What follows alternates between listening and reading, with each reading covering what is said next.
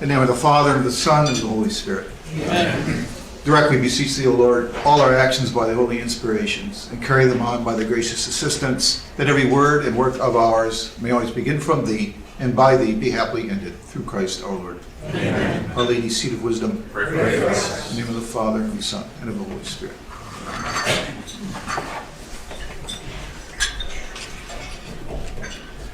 On April 12th, 1959, in a speech given in Indianapolis, then Senator from Massachusetts, John F. Kennedy, said, "When written in Chinese, the word crisis is composed of two characters. One represents danger and one represents opportunity. I think it instructive to bring together the notions of danger and opportunity within the same field of view, so to speak, inasmuch as a time of crisis means that new defeats and new victories are equally imminent and equally dependent on human choice. In the context of the crisis in the Catholic Church, I want to examine with you the dangers, the opportunities, and which among the human choices resulting in defeat and triumph you or I might have the chance to make. The crisis, you don't need to be told, made itself undeniably manifest by revelations of the sexual abuse of children by priests. The scandal was itself deepened by the failures of bishops and religious superiors. Mendacious denials, cover-ups, revilement of good faith accusers.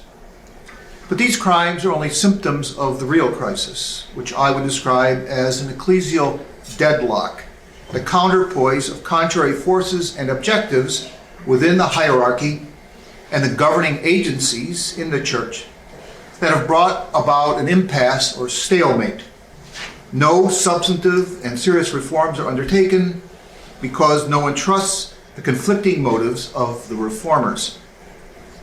It is a ground floor mistake to see the crisis as a particularly vexatious large-scale problem, susceptible of administrative correction in secular management terms. In the only important sense, there is no fix. The crisis is unfixable because it is not a problem that a manager can stand outside of.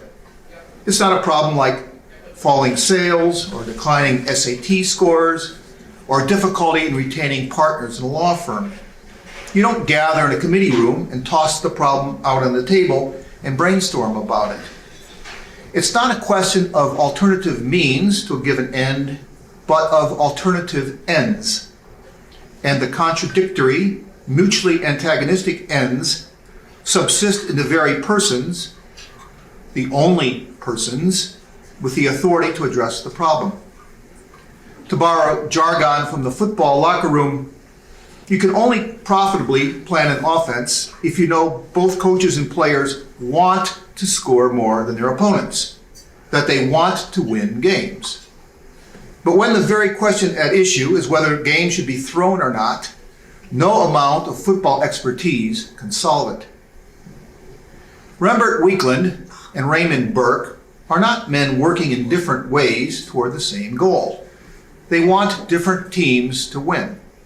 Sometimes our local ordinary will be a Burke, sometimes a Weakland, more often a man who oscillates between one position and the other. Those of us who are not bishops have no say whatever in the concrete decisions made. Yet we all, to a greater or lesser extent, have to play along with the fiction that we're all on the same team with the same purposes. My gentler, more tolerant friends urge me to make a bad faith effort at good faith. Better to pretend a candle is lit, they say, than to curse the darkness. Only a bishop, however, can light the particular candle in question. That's another hugely inconvenient doctrine that I, as a Catholic, am compelled to believe. My own bishop, depending on where I happen to be domiciled, may have no convictions at all about the apostolic nature of hierarchical governance and sacramental validity, but it's greatly to his advantage that I do. That said, in June of 2018, the crisis provided all of us important new opportunities when the villainies of Theodore McCarrick became public knowledge, and for that reason, discussable. The The McCarrick revelations made it possible to speak about his own misdeeds without being reproached for calumny. And they also made it plain that the criminal and his crimes were protected by a network of powerful and covertly iniquitous churchmen at home, abroad, and in Rome. The New York Times columnist Ross Douthat wryly admitted his own naivete in the matter. It was the early 2000s, he says. I was attending some panel on religion and was accosted by a type who haunts such events, gaunt, intense, with a litany of esoteric grievances. He was a traditionalist Catholic, a figure from the church's fringes, and he had a lot to say about corruption in the Catholic clergy. The scandals in Boston had broken, so some of what he said was familiar, but he kept going into a rant about Cardinal McCarrick. Did you know he makes seminarians sleep with him, invites them to his beach house, gets in bed with them? At this, Douthat says, I gave him the brush off that you give the monomaniacal, and I slipped out.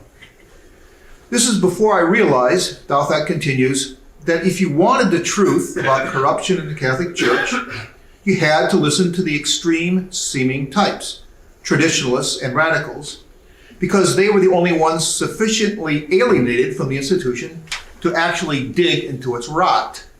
It was also before I learned from journalist friends that McCarrick, or Uncle Ted, as he urged his paramour victims to address him, had such a long history of pursuing seminarians and priests that a group of Catholics went to Rome to warn against making him Washington's archbishop, to no avail.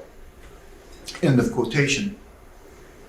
So the McCarrick scandal may have taught us nothing new, but it did give us permission to talk about what we had already learned through parallel cases, and sharpened the focus of key elements of the crisis. Let me foreground a few. First, we're dealing with collusion, with complicity in sin. The crisis is not an instance of multiple isolated miscreants working mischief on a large scale, but of men in authority concealing, tolerating, and sometimes abetting the crimes of priests and of their fellows. I'm not arguing for the existence of a conspiracy in the strict sense, a criminal pact secretly but explicitly forged between men who know the other conspirators and who share a common subversive purpose.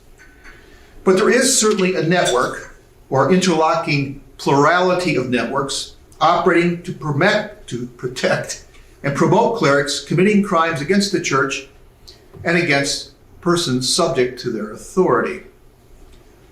Second, to use the terminology of the Catholic scholar Anthony Esolen, the whole of the meta-crime was homosexual. As this is a unfamiliar term, I provided this visual aid, which I produced at using every sparing no effort or expense. It's beyond dispute that the clerical sexual abuse was itself overwhelmingly homosexual. As the late Richard Neuhaus put it, between men who want to have sex with adolescent boys and men who do not want to have sex with adolescent boys, the former are more likely to have sex with adolescent boys. But Esolen is making a different claim. By the meta-crime, he means not the instances of sexual predation, but the crime that permitted these other crimes to take place. Esolen explains, we do not have examples of womanizing priests going out of their way to recruit other such priests, forming a tight little cabal, covering for one another, suborning young men into this wicked way of life, issuing veiled threats against anyone who would go public, and snubbing those who did not approve. Esolen's point is crucial.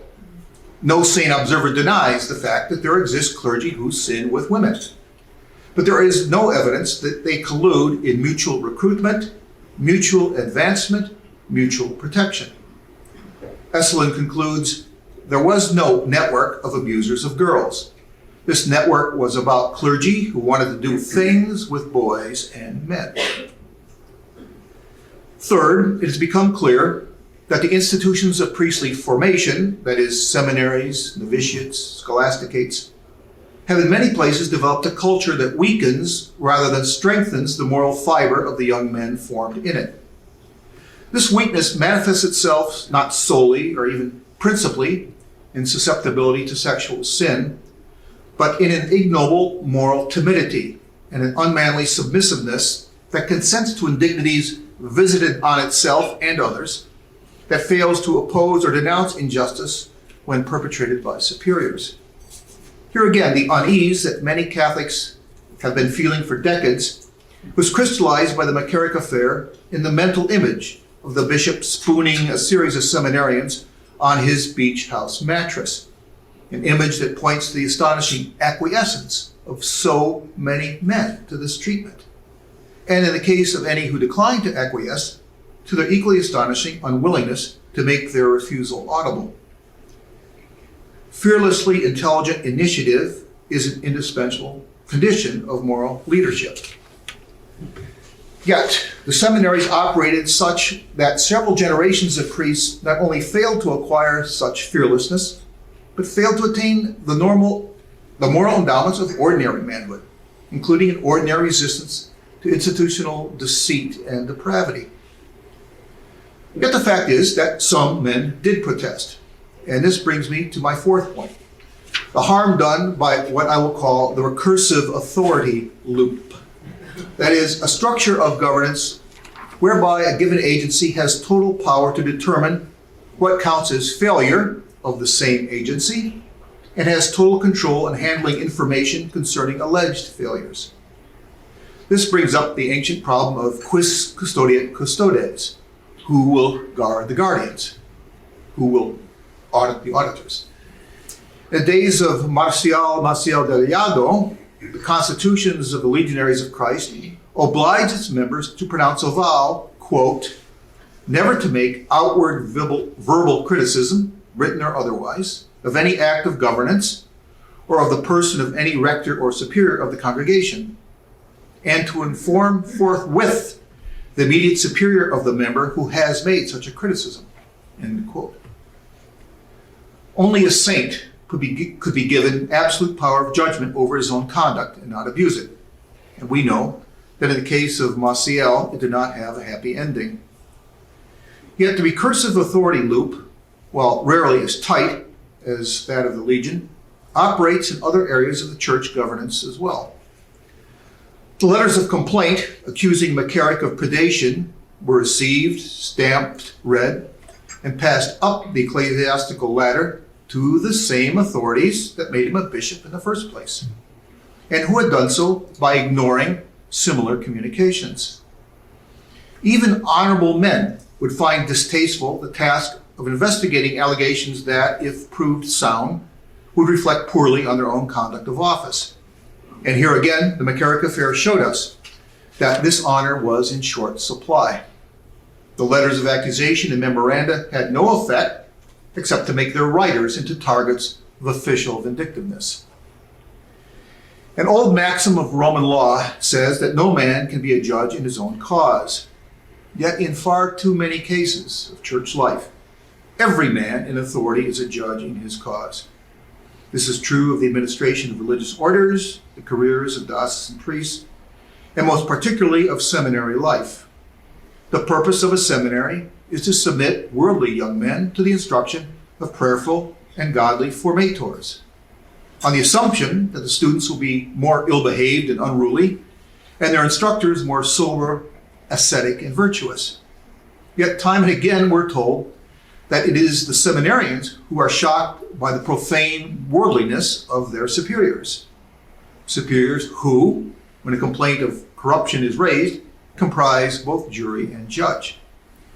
The journalist Jason Berry, in his 1991 book on the crisis, gives this glimpse into the St. Francis Seminary of the Diocese of San Diego. Mary Jones' first inkling that something was amiss, Berry writes, came in autumn 1980. She left a check for her son Bob at the seminary and looked into the piano room.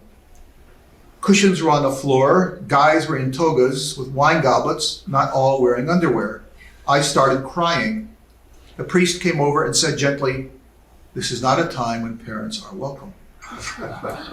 Why did she let Bob continue in the seminary? She continues, I wanted to preserve our relationship at all costs. It's like those cults. Once you lose communication, you lose it all. When Bob told me he thought he was gay, I went to his spiritual director and I practically tore his apartment up. Crying, she said, it's not that he's gay, it's whether he became gay because of the seminary. I was the best mother I could be. I educated him in Catholic schools. End quote. Mary's appeals for justice and decency got the same treatment we've come to expect. Sympathetic indignation on the part of those in authority, sympathetic indignation on the part of those with no influence, public affectation of interest on the part of those in authority.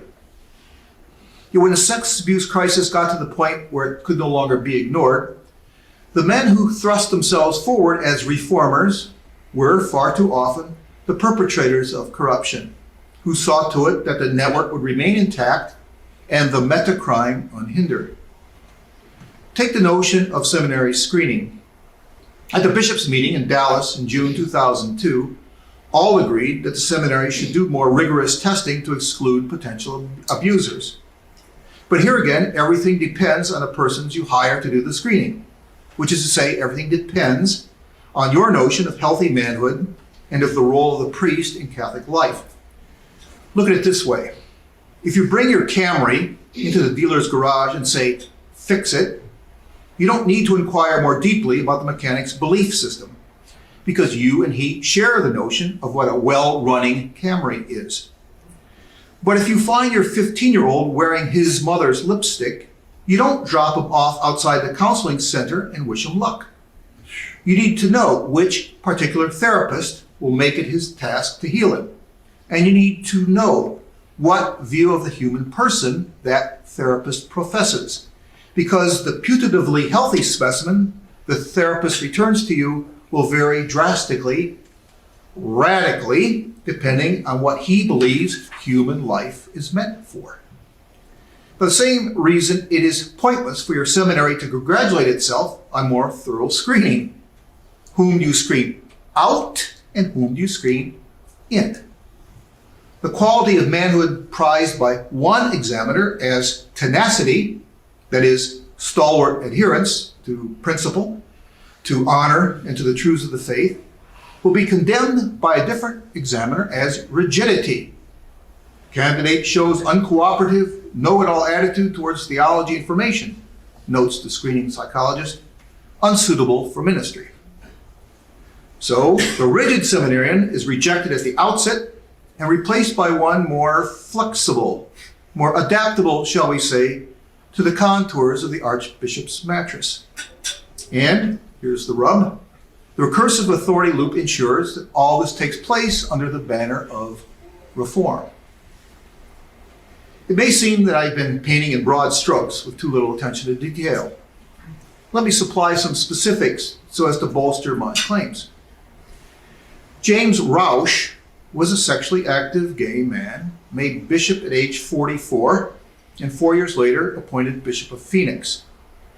In 1995, a Tucson priest and serial sexual predator named Father Robert Trupia blackmailed the Diocese of Tucson by threatening to reveal his own sexual liaisons with Bishop Rausch, with another Tucson priest, and an underage male, so as to derail disciplinary measures that would enmesh him in the civil justice system. Dr. Richard Sipe, a psychiatrist and an expert on the clergy abuse scandal, had this to say in a 2003 article about Rausch. He says, I've interviewed at length a man who was a sexual partner of Bishop James Rausch. This is particularly painful for me since Rausch and I were young priests together in Minnesota in the early 60s. He went on to get his social work degree and succeeded Bernardine as secretary of the Bishops' National Conference in D.C. He became Bishop of Phoenix. It is patently clear that Bishop Rausch had an active sexual life. It did involve at least one minor. He was acquainted with priests who were sexually active with minors, priests who had at least 30 minor victims each. He referred at least one of his own victims to these priests. Did those who knew him, Sipe asks, know nothing of his life? Perhaps so. But he was in a spectacular power grid of bright men. He was Bernardine's successor at the U.S. Conference. Bishop Thomas Kelly of Louisville was his successor. Monsignor Daniel Hoy and Bishop Robert Lynch, among others, took over his job. End of quotation. 3 points. First, Rausch died young, in office, and in good standing. Second, among those Sipe includes in the roster of his spectacular power grid are bishops who, in the wake of the scandals, were commended on the national stage for being in the forefront of efforts for the protection of children. Kelly, Bernardine, Robert Lynch. I forget the third point. Next, we might look at Lawrence Welsh, a sexually active gay man who was appointed Bishop of Spokane at age 43. In August of 1986, Bishop Welsh was in Chicago at a Knights of Columbus convention when he brought a male prostitute to his hotel room, whom he throttled while the prostitute was performing a paid act of fellatio. The prostitute was so shaken that he notified Chicago police, who in turn notified the Spokane police, who interviewed Welsh and obtained a confession. By an agreement with the Metropolitan Archbishop Raymond Hunthausen of Seattle, no charges were filed against Welsh on the condition that he undergo therapy. There is no evidence that this promise was honored. Here too, note the effect of the recursive authority loop. 3 years later, Welsh was arrested for drunk driving and finally obliged to resign his bishopric.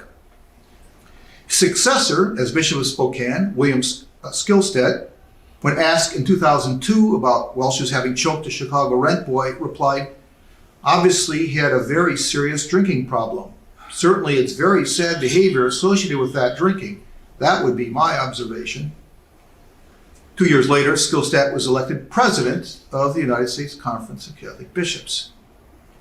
Yet the Lawrence Welsh story did not end with his resignation from Spokane. In 1991, in a move, to my knowledge, unparalleled in recent church history, Welsh was brought out of retirement to be made auxiliary bishop of St. Paul, Minneapolis, his squalid police record notwithstanding. When Welsh died in 1999, then Archbishop Harry Flynn praised Welsh as, quote, an extraordinary man and a faith-filled servant of the church. He had a special gift for touching others. I'm not making this up. With both his humor and his sincere witness to the gospel of Jesus Christ, end quote. And yes, Harry Flynn was also one of the men who shouldered himself into the Klieg Lights as a great reformer. In fact, Flynn chaired the drafting committee that at the Dallas Assembly in 2002 produced the Charter for the Protection of Young People, a charter which J.D. Flynn of the Catholic News Agency points out deliberately excluded bishops from their disciplinary protocols. This brings us back again to Uncle Ted McCarrick. The sensational way in which he ended his ministry may incline us to forget that McCarrick, a sexually active gay man, had the public reputation as a pioneer in the campaign to free the church from the muck of sexual abuse and set her to rights. Journalist Melinda Henneberger regarded McCarrick as one of the good guys, she says. Those of us who lived through the horror of the clerical sexual abuse scandals in 2002, Henneberger wrote in July 2018, were so grateful that at least one American cardinal seemed to understand the depth and urgency of the problem. Yes, that man was Ted McCarrick, someone I interviewed a number of times at the height of the scandals in my job as Rome correspondent for the New York Times. While too many other church leaders were still denying, deflecting, minimizing, and blaming the media, he was the first to speak about a one strike and you're out policy for new cases of abuse by priests. Henneberger says that the revelations of McCarrick's true nature was a gut punch to her, and she ends on a note of sarcastic disdain. In 2002, renowned reformer Ted McCarrick said the new standards would tell the laity they must have a role in rooting out abuse. while there still are a lady to have a role, Uncle Teddy. End of quotation. My initial claim was that the true crisis is a kind of ecclesial deadlock, a paralysis. I've tried to show that it is precisely the renowned reformers who brought the criminal network into being, who keep it alive in spite of urgent calls for a purge, and who have brought about the deadlock in the first place. The recursive authority loop and the dynamics of blackmail make it all but certain that the only persons with the authority to tackle the corruption and clean out the rot lack the interest or the will to do so. The promised Vatican report on McCarrick, presumed to make clear how he scammed the system, has been repeatedly and inexplicably delayed. Father Raymond de Souza, pointing to what he calls the rather Soviet feel to Roman communications, acknowledges that this report will eventually be issued, but asks, when it is released, who will believe what it says? When trustees have shown themselves untrustworthy, how can trust be restored? If I were addressing bishops instead of laymen, I would say this. The very condition of trusting a man is his total indifference as to whether you trust him or not. That's to say, we trust those who we know will tell us the truth, regardless of how we'll react, and will keep their promises, regardless of how they appear in the eyes of others. Only a confidence man asks himself, how can I get this guy to trust me, as a distinct endeavor from what is the right thing to do in this situation.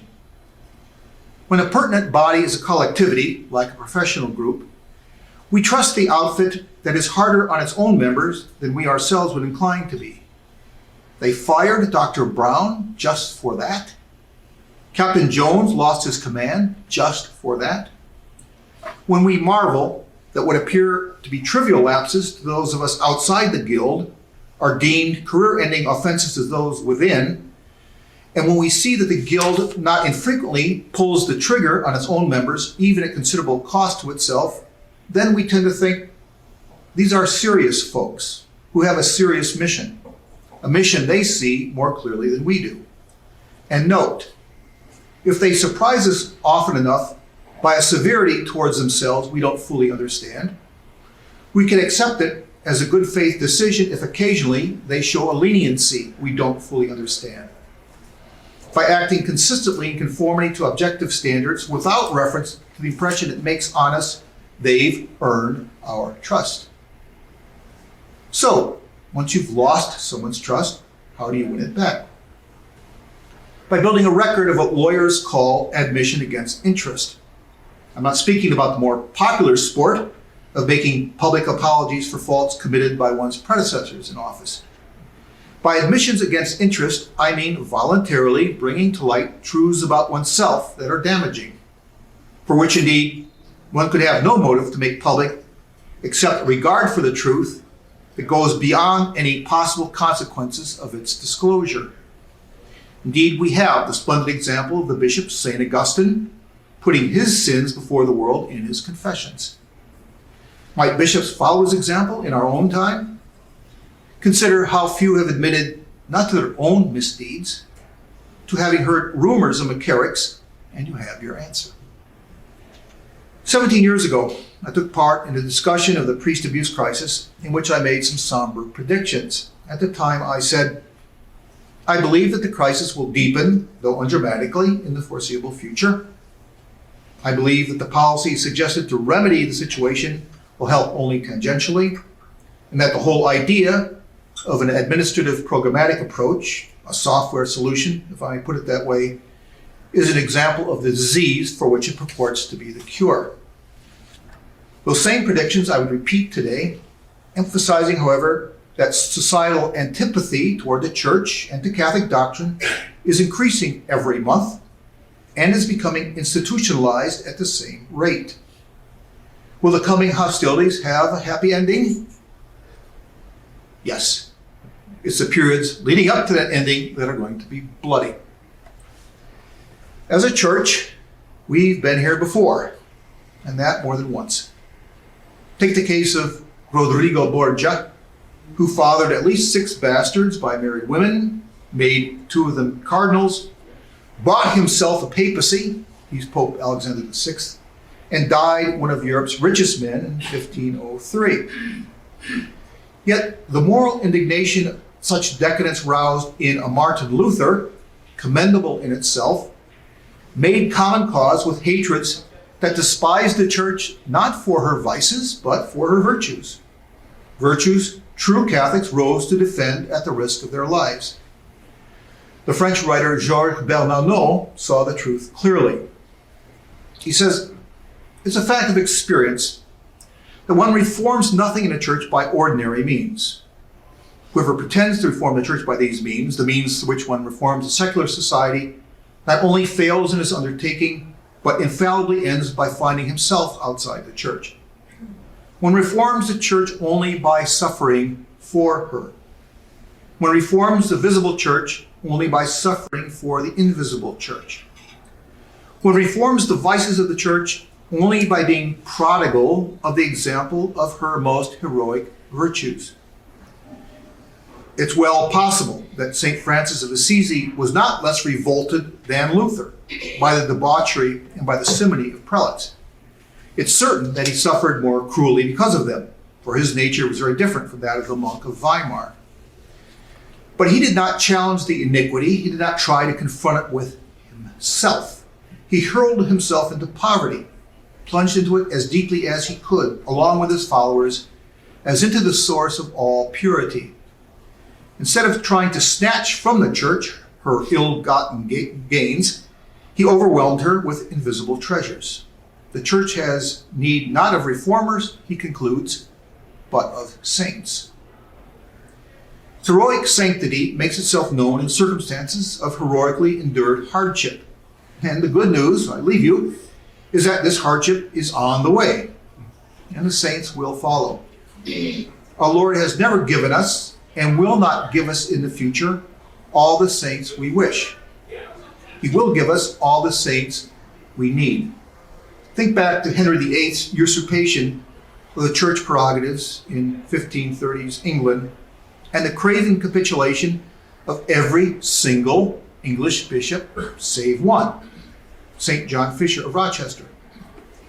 Listen to the letter Fisher wrote to reproach the moderate bishops, Stephen Gardiner and Cuthbert Tunstall, the team players who sided with King Henry, and ask if it doesn't ring more recent bells.